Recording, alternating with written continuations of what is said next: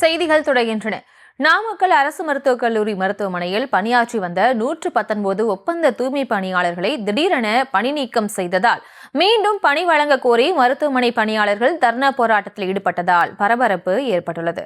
இது தொடர்பான விவரங்களோடு இணைகிறார் எமது செய்தியாளர் சதீஷ்குமார். சதீஷ்குமார், வணக்கம். என்ன காரணத்திற்காக அவர்கள் பணி நீக்கம் செய்யப்பட்டிருக்கிறார்கள்? அது தொடர்பான விவரம். வணக்கம். நாமக்கல் அரசு மருத்துவக் கல்லூரி மருத்துவமனையில் பணியாற்றி வந்த ஒப்பந்த தூய்மை பணியாளர்கள் 119 பேர் திடீர் பணி நீக்கம் செய்யப்பட்டுள்ளனர். மீண்டும் பணி வழங்க கோரி மருத்துவமனை வளாகத்தில் தற்போது தர்ணா போராட்டத்தில் ஈடுபட்டு வருவதால் தற்போது பரபரப்பு சூழ்நிலை ஏற்பட்டுள்ளது. நாமக்கல் அரசு மருத்துவக் கல்லூரி மருத்துவமனையில் கிறிஸ்டல் என்ற தனியார் நிறுவனத்தின் மூலம் ஒப்பந்த அடிப்படையில் தூய்மை பணியாளர்கள், பாதுகாவலர்கள் என 200க்கும் மேற்பட்ட பணியாற்றி வருகின்றனர். இந்த நிலையில் அரசு மருத்துவமனையில் பணியாற்றி வந்த 110 பேர் கிறிஸ்டல் நிறுவனத்தால் திடீரென பணி நீக்கம் செய்யப்பட்டுள்ளனர். இதனால் அதிர்ச்சி 119 பேரும் நாமக்கல் அரசு மருத்துவக் கல்லூரி மருத்துவமனை வளாகத்தில் தமது தர்ணா போராட்டத்தில் ஈடுபட்டு வருகின்றனர்.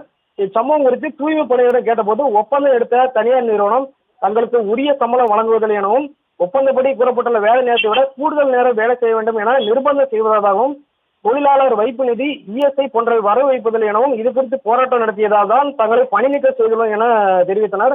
இது குறித்து தனியார் நிறுவனத்தை கேட்டபோது நாமக்கல் அரசு மருத்துவக் கல்லூரி மருத்துவமனைக்கு புதிதாக நேர கட்டுப்பாடு விதிக்குமாறு சென்னையில் உள்ள தலைமை அலுவலகம் தெரிவித்துள்ளதாகவும், நேர கட்டுப்பாட்டை மதித்து பணியாற்றும் தொழிலாளர்களை மட்டும் பணியில் வைத்துவிட்டு மற்றவர்களை நிரந்தரமாக பணி நீக்கம் செய்ய உத்தரவிட்டுள்ளதாகவும், அதன்படி தற்போது நிரந்தரமாக பணி நீக்கம் செய்வதாகவும் தெரிவித்தனர். அந்த தூய்மை பணியாளர்களின் பணி நீக்கத்தால் நாமக்கல் அரசு மருத்துவக் கல்லூரி மருத்துவமனையில் தூய்மை பணிகள் பாதிக்கும் நிலை தற்போது ஏற்பட்டுள்ளது. மீண்டும் பணி வழங்க வேண்டும் என தர்ணாவில் அந்த பணி வேலையாட்கள் தொடர்ந்து ஈடுபட்டு வருகின்றனர்.